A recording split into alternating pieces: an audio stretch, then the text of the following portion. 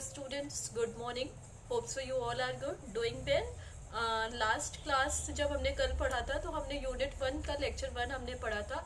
आज उसी को कंटिन्यू करना है. Lecture 1 the topic is introduction meaning and objectives of auditing. यानी हमें इस पूरा जो हमारा लेक्चर 1 है, जो हमारी यूनिट 1 है, यूनिट 1 को हमने 6 लेक्चर्स में डिवाइड किया है.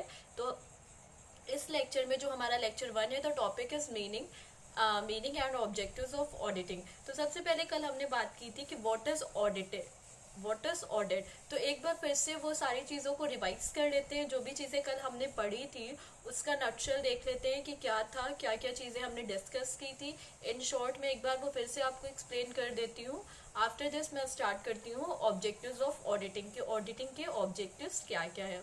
तो दिया हुआ है कि auditing is a systematic examination of the books and records of a business और other organisation to ascertain or verify and to report upon the facts regarding its financial operations and the results thereof. यानी ये कह रहे हैं कि auditing जो होती है एक सिस्टमैटिक एग्जामिनेशन होता है बुक्स ऑफ अकाउंट्स का और रिकॉर्ड्स का जो भी बिजनेस में किए जाते हैं, और ये वेरीफाई करता है ट्रांजैक्शंस को, फैक्ट्स को, जो भी फाइनेंशियल ऑपरेशन से रिलेटेड होते हैं और उनके रिजल्ट को. इन शॉर्ट अगर हम बात करें कि हमारी ऑडिटिंग क्या होती है, तो ऑडिटिंग जो है, ऑडिट जो वर्ड है, audit word is derive from the Latin word. जो हमारा ऑडिट है वो लैटिन वर्ड से डिराइव्ड हुआ है. लैटिन वर्ड से डिराइव जो वर्ड हुआ है वो कौन सा है, वो है अडायरे. जो लैटिन वर्ड डिराइव्ड हुआ है वो है हमारा ऑडायरे, विच मीन्स टू हियर, जिसका मतलब क्या होता है, सुनना. अब हम बात करते हैं कि ऑडिट क्या होती है. तो ऑडिट हमारा बेसिकली एक लिटरली अगर हम ऑडिट की बात करें कि बेसिक मीनिंग क्या है ऑडिट का, तो ऑडिट का बेसिक मीनिंग ये होता है एग्जामिनेशन. किसी भी चीज़ का एग्जामिनेशन करना, किसी भी चीज़ का क्या, फाइनेंशियल स्टेटमेंट का. किसी भी ऑर्गेनाइजेशन के जब भी फाइनेंशियल स्टेटमेंट का हम एग्जामिनेशन करते हैं, दैट इज कॉल्ड ऑडिटिंग. यानी ऑडिट एक एग्जामिनेशन होता है बुक्स ऑफ अकाउंट्स का. उन बुक्स ऑफ अकाउंट्स में हम क्या चेक करते हैं, कंपनी की फाइनेंशियल पोजीशंस को का पता लगाते हैं कि कंपनी की फाइनेंशियल पोजीशन कैसी है. कंपनी की फाइनेंशियल पोजीशन का हम पता लगाते हैं. और कंपनी की फाइनेंशियल पोजीशन का आप पता कैसे लगाएंगे, तो कंपनी की फाइनेंशियल पोजीशन का आप पता लगाते हैं फाइनेंशियल स्टेटमेंट का एग्जामिनेशन करके. और ये जो पर्सन आपका एग्जामिनेशन करता है वो कौन होता है, वो आपका एक अनबायस्ड और इंडिपेंडेंट पर्सन होता है जिसे हम ऑडिटर कहते हैं. ऑडिटर के लिए मैक्सिमम आपके पास, ये ऑडिटर की हम बात करें तो ऑडिटर के लिए क्या क्वालिफिकेशन होनी चाहिए, तो जो ऑडिटर है ऑडिटर को सीए होना चाहिए. ठीक है, ऑडिटर के लिए उसके पास चार्टेड अकाउंटेंट की डिग्री होनी चाहिए, तभी वो क्या कर सकता है, ऑडिट कर सकता है. ऐसा ज़रूरी नहीं है सीए होना चाहिए. अगर हम बात करें तो जैसे कि मान लीजिए अगर कॉस्ट ऑडिट करना है, तो कॉस्ट ऑडिट करने के लिए आपके पास सीएमए की भी डिग्री हो तब भी आप कर सकते हैं, क्योंकि उसके लिए हमें कॉस्ट अकाउंटेंट की ज़रूरत होती है. तो ये तो था हमारा ऑडिट. हाँ, और जो ये ऑडिटर आपका एग्जामिनेशन करता है बुक्स ऑफ अकाउंट्स का, वो क्या एग्जामिनेशन करता है, वो कंपनी की फाइनेंशियल पोजीशन का पता लगाता है. फिर उसके बाद क्या करता है, वो एक रिपोर्ट देता है. वो एक रिपोर्ट लिखता है कि क्या चीज़ कैसे हुई है, क्या क्या कंपनी में पॉजिटिव पॉइंट्स थे, क्या नेगेटिव पॉइंट्स थे. इन सारी चीज़ों को वो राइट डाउन करता है. जिसपे वो राइट डाउन करता है उसको हम बोलते हैं ऑडिटर रिपोर्ट. तो ये था हमारा ऑडिटिंग का मीनिंग या ऑडिटिंग का इंट्रोडक्शन ओवरव्यू कि क्या होती है हमारी ऑडिटिंग. कल की क्लास में हमने पूरा मीनिंग क्या था, डेफिनेशंस क्या थी, उसके ऑब्जेक्टिव्स क्या थे, ये सारी चीज़ें डिस्कस की थी. आज अब हम स्टार्ट करते हैं ऑब्जेक्टिव्स ऑफ ऑडिटिंग कि ऑडिटिंग के क्या ऑब्जेक्टिव्स हैं.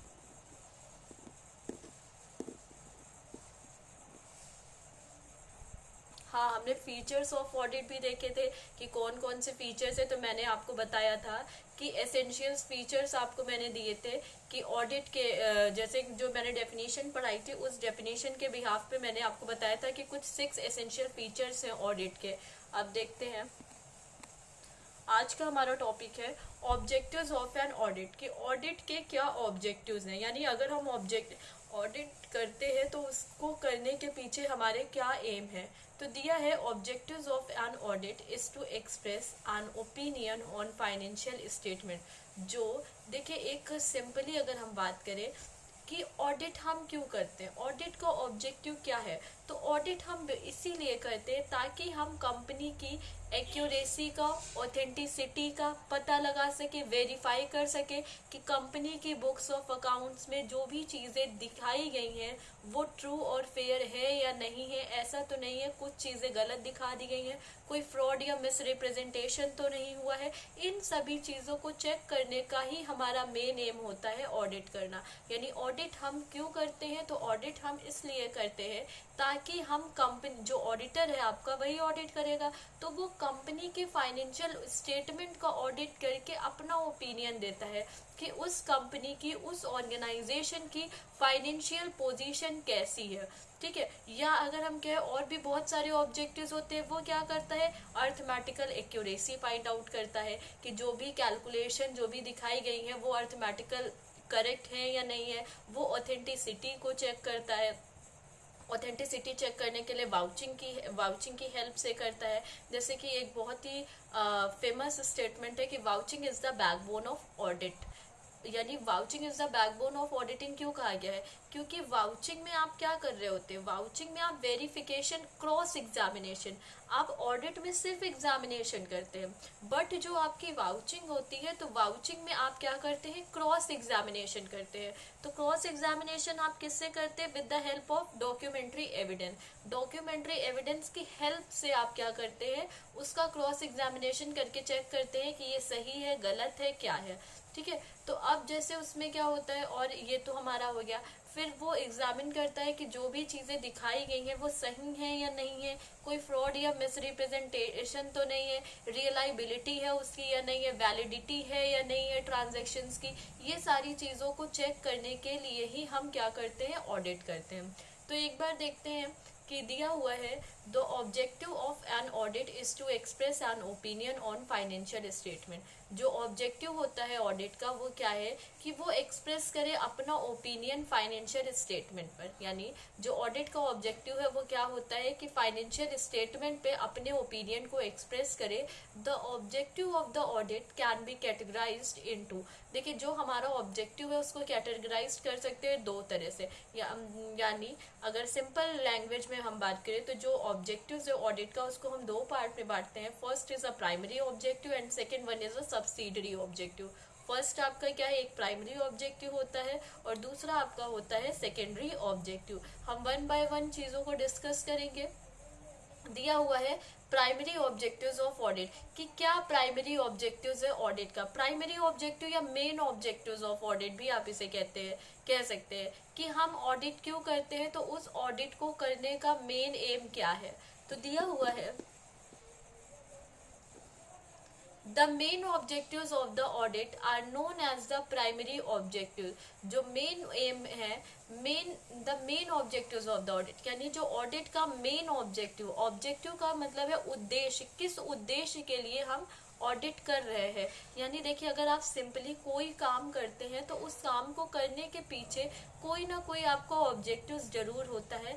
विदाउट एनी ऑब्जेक्टिव आप किसी काम को करने नहीं लगते हैं। तो सेम वही चीज हमारे ऑडिट में भी होती है कि अगर आप क्या कर रहे हैं, किसी भी चीज का ऑडिट कर रहे हैं तो उस ऑडिट को करने के पीछे भी आपका क्या होता है, कोई ना कोई ऑब्जेक्टिव होता है। तो दिया हुआ है, the main objectives of the audit are known as the primary objective. जो मेन ऑब्जेक्टिव है ऑडिट का उसे प्राइमरी ऑब्जेक्टिव के नाम से भी जाना जाता है। ठीक है, दे आर एज फॉलोज। कुछ प्राइमरी ऑब्जेक्टिव्स दिए हुए हैं, जैसे कि 5 ऑब्जेक्टिव्स प्राइमरी दिए हुए हैं। हम पहले इन सभी को रीड कर लेते हैं, फिर वन बाय वन एक एक को डिस्कस करते हैं। दिया है, first examining the system of internal checking arithmetical accuracy of books of accounts, verifying posting, casting, balancing, etc. Verifying the authenticity and validity of transaction. Checking the proper distinctions between capital and revenue nature of transactions. फिर है last, confirming the existence and value of assets and liabilities। तो ये हमारे primary objectives थे audit के। अब हम एक एक करके इनको डिस्कस करते हैं।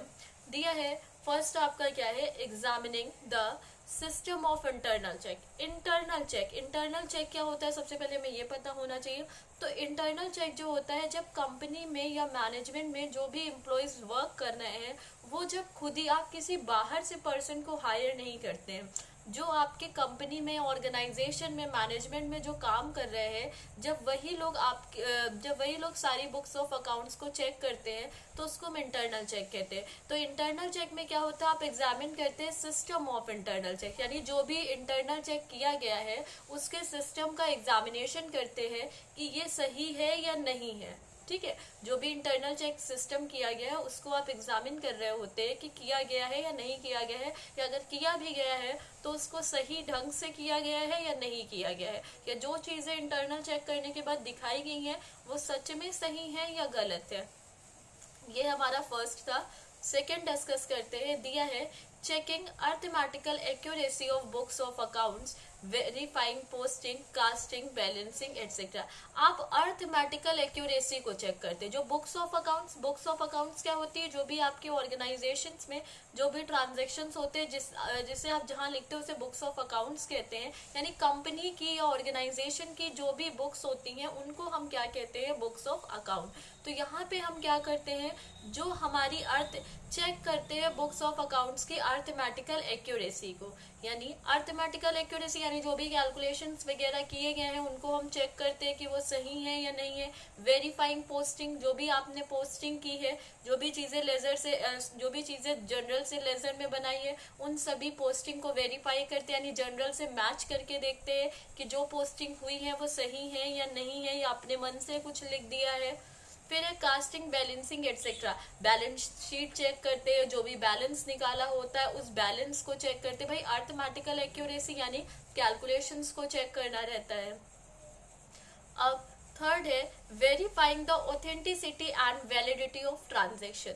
हम यहाँ पे क्या करते हैं, जो भी हमारे ट्रांजेक्शन से ऑथेंटिसिटी का मीनिंग होता है करेक्टनेस।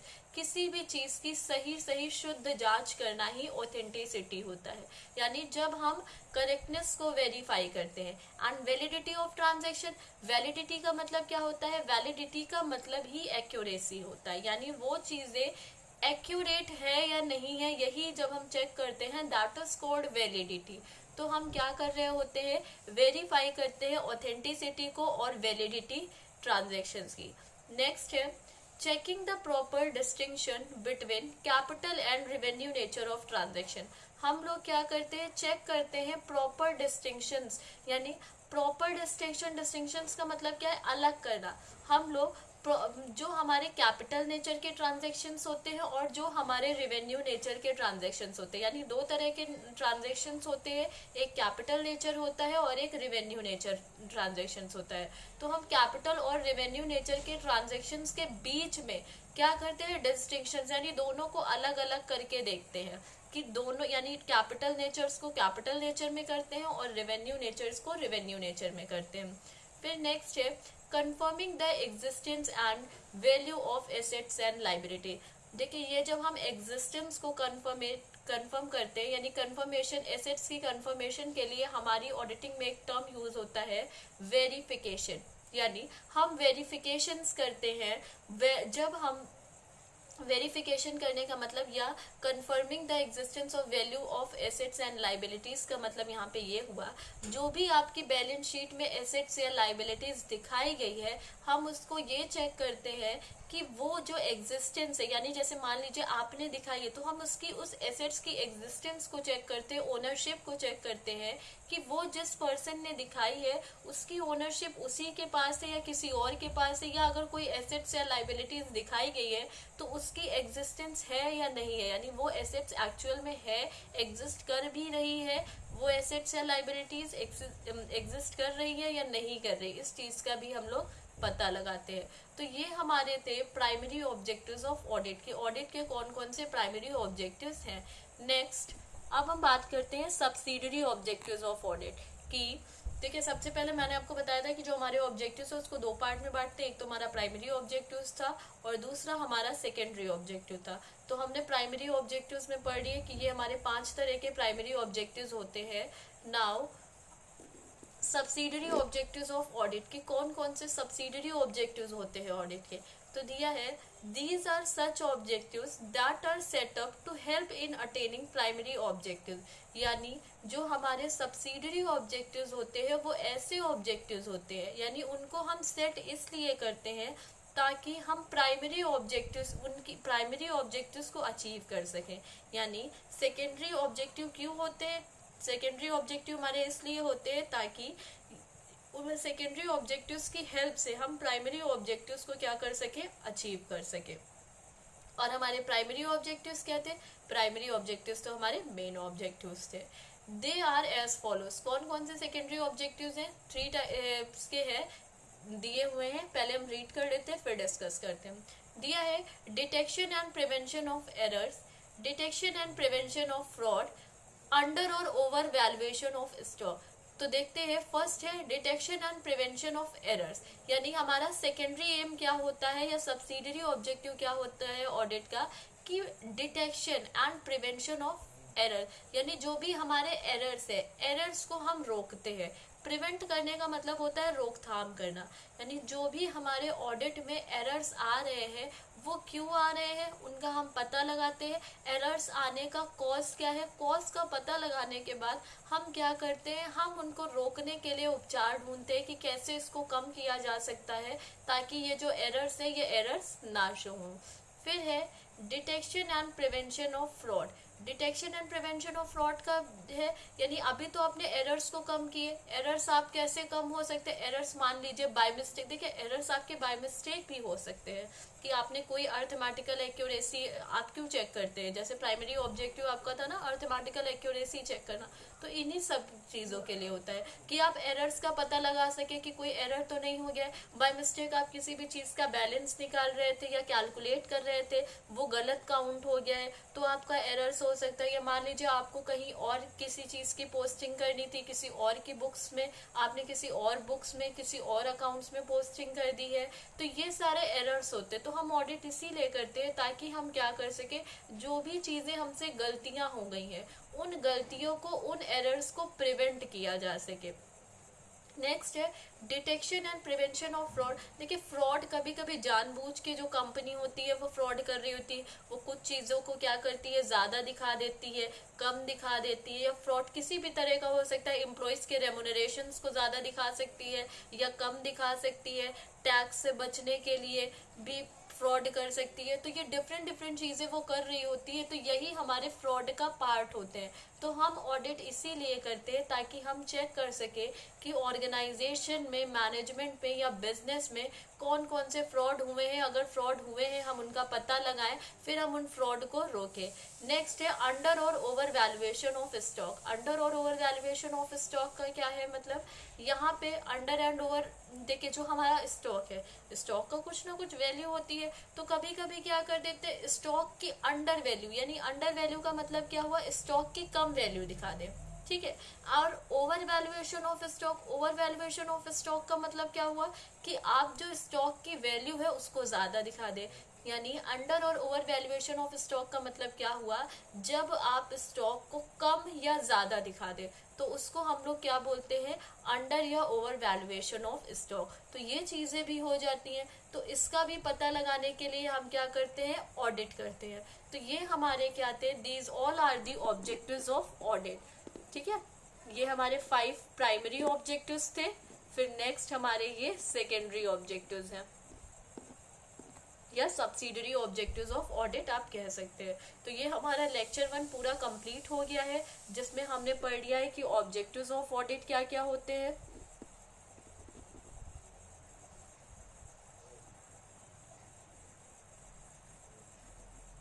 हमने ऑब्जेक्टिव्स ऑफ ऑडिट देख लिए हैं। नेक्स्ट हमने एसेंशियल एलिमेंट्स ऑफ ऑडिट देख लिए कि कौन कौन से एसेंशियल फीचर्स हैं या एसेंशियल एलिमेंट्स हैं ऑडिट के। नेक्स्ट हमने पढ़ लिया है कि क्या डेफिनेशंस थी अमेरिकन अकाउंटिंग एसोसिएशन के अकॉर्डिंग ऑडिट की, और फिर हमने ओवरव्यू में मीनिंग और इंट्रोडक्शन भी ऑडिट का देख लिया है। तो आज हमारा लेक्चर 1 खत्म होता है। नेक्स्ट हम नेक्स्ट क्लास में लेक्चर 2 से स्टार्ट करेंगे। Okay student, so thank you.